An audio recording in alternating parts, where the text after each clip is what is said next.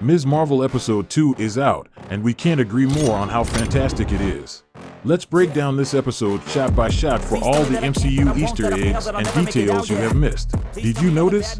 Kamala's moves, when she plays basketball, are similar to Andrew Garfield's post-power-up moves in The Amazing Spider-Man. Then she bumps into Cameron knocking over her chemistry book. Guess what?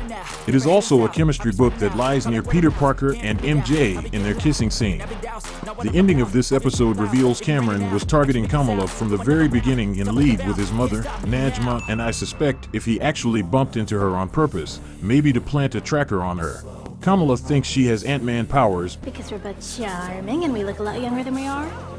It interestingly refers to Ant-Man actor Paul Rudd still looking younger and how he ended up being a baby after messing in the quantum realm. Just as we saw in many episodes of Moon Knight, there are QR codes hidden during episodes of Ms. Marvel. We can spot a poster with a QR code as Kamala and Bruno pass through the high school hallway. When you scan this, it takes you to number 15 of the 2014 Ms. Marvel run, the issue where Kamala meets Cameron. Kamala feels her superpower as an idea comes to life. An idea come to life? Yeah, another clue is that Kamala's powers are a form of wish fulfillment triggered by her inner desires and thoughts. Also, if the powers are innate to Kamala Khan's DNA, it is even more likely that she could be an Inhuman as she is in the comics. During Kamala's training, Bruno figures out that the powers are genetic. The bangle just activates her inner power that was already in her DNA, inherited from her family ancestry. Kamala is probably not an Asgardian like Thor. She may be something extraterrestrial in origin, like an Inhuman experiment by the alien race of the Kree. The scene in which Kamala practices her powers reminds us of Spider-Man's own training, and the scene where Bruno rescues Kamala from much less of a fall than we are initially led to believe is a funny moment that mirrors Natasha's death in Avengers Endgame.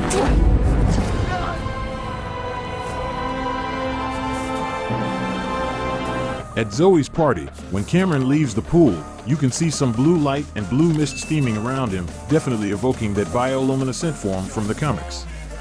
Later, during Kamala's fantasy sequence, she envisions herself in purple neon and Cameron in blue neon, maybe a nod to them both being bioluminescent Inhumans. Kamala flirts with Cameron by discussing their favorite Bollywood movies, mentioning Shah Rukh Khan, the great Bollywood movie star. It is more likely a hint that Shah Rukh Khan will appear in MCU as a character in the future. Benedict Cumberbatch, who is a part of MCU, also feels like Shah Rukh Khan would be a great addition to the MCU. When Mr. Wilson tells Bruno about the Caltech program he got accepted to, he makes a reference to becoming a Jedi, which is likely a nod to this moment from Star Wars, Episode 1 The Phantom Menace, when Obi-Wan Kenobi tells Anakin a similar thing.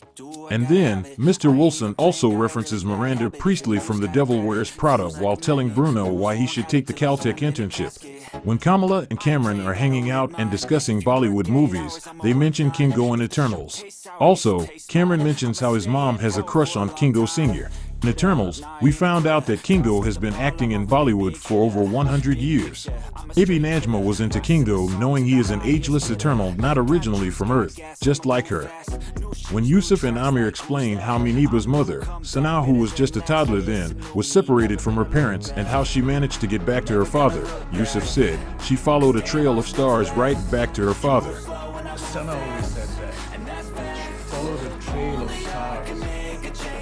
The trail of stars probably refers to the hard light generated by the bangle. When Yusuf mentions that Sanaa's mother, Aisha, just disappeared, the bangle glows and Kamala's eyes glow purple and a woman appears with a purple-tinted face.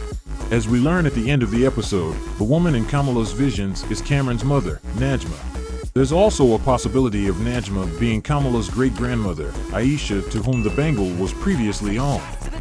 Purple color on her face could make her one of those purple entities from Kamala's vision. Maybe they all represent Aisha's other Inhuman family and Kamala's broader ancestry network. Did you notice that there's a sound of a train when Kamala becomes unconscious at the dining table and when Najma appears in the backseat in the final shot? Both of these train sounds could be referring to Aisha getting separated from Sanaa at the train station and Aisha later helping Sanaa find her father using that trail of stars. Another possibility to consider is that Najma might just be a Skrull taking on the identity of Aisha's appearance. With that, the second episode of Ms. Marvel comes to an end, leaving us even more curious and tempted to watch the next episode.